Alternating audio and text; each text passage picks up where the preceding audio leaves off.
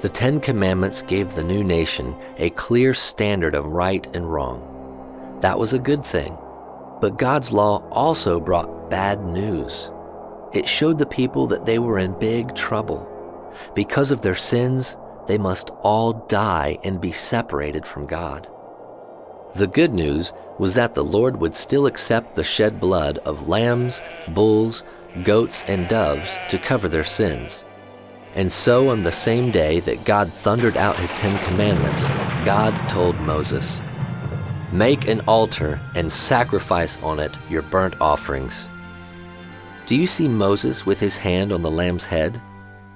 Do you see people reaching out their hands towards the lamb? Because they believe God and his way of forgiveness, their sins are being put on the innocent lamb.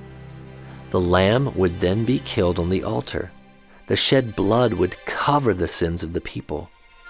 Next, the animal's body would be burned to ashes. The ashes would show the people what God had done with their sins. They were forgiven.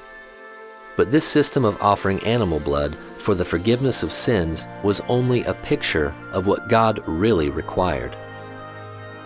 The sacrifices under the old system were repeated again and again, year after year, but they were never able to provide perfect cleansing for those who came to worship.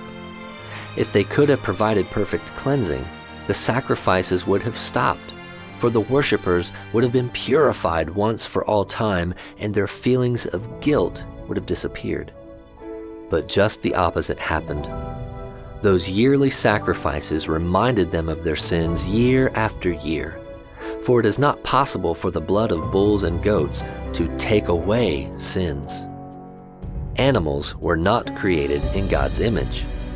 The value of a lamb is not equal to the value of a man.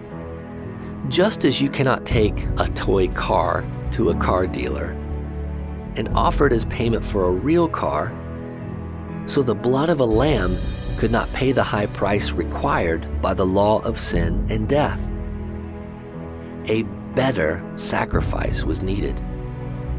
While animal sacrifices could not take away the sin debt of the world, they gave sinners a picture of the one who could.